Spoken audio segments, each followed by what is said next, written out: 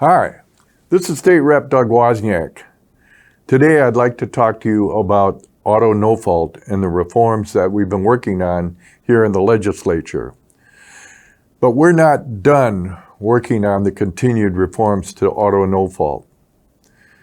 Much of the new law took effect July 1st, which is why we saw a storm of letters, emails, and calls coming into legislative offices during the spring. At the time, we'd reached a short-term stopgap solution to try to keep as many caregiver providers in Michigan as we could.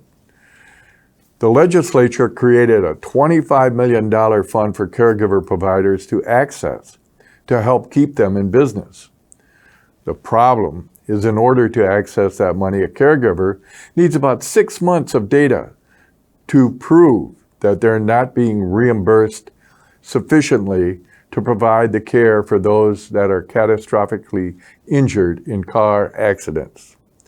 Now, these providers are already leaving the state, and some are at the point of deciding whether to stay in business or close their doors for good.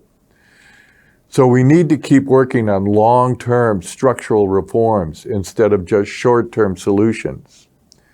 We have two goals: make sure we retain enough caregivers in our state to provide the services needed, and find more ways to drive down the cost of auto insurance to make it more affordable. Now, I've introduced many bills that are conversation starters. Not necessarily the answer to this complicated issue, but good places to look for savings and innovations. The first would be to offer consumers more choices on their deductibles. House Bill 4555 would require insurers to offer $1,000 increment deductibles to reduce premiums for auto no-fault insurance.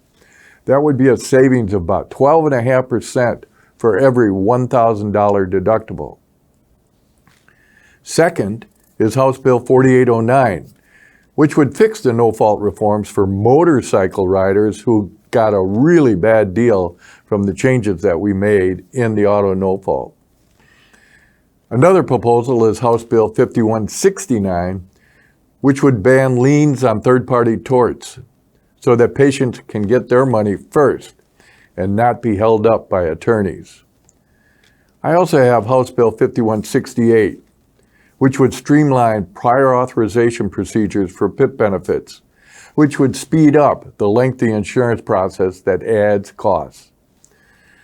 I also want to see changes to the independent medical examinations, which can add up to 18 months to litigation. That's why I introduced 5170. That would create a no-fault independent medical examination board to find licensed qualified doctors to conduct independent medical exams for insurance purposes. This removes the practice of cherry picking by attorney fees to fix their expert witnesses to provide only one side of the argument. To go along with that reform, I've also introduced House Bill 5171, which would cap the fees for services charged for those independent medical exams so we can control costs and all the expenses. Finally, my cornerstone piece of legislation is House Bill 4486.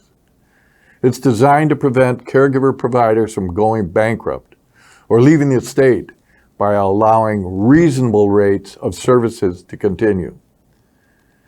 These are my ideas. I pitched them to my colleagues to find ways to ensure that those that have been in catastrophic car accidents receive the care they need to function, and to find ways to drive down the cost of auto insurance to make it more affordable and accessible to the average family.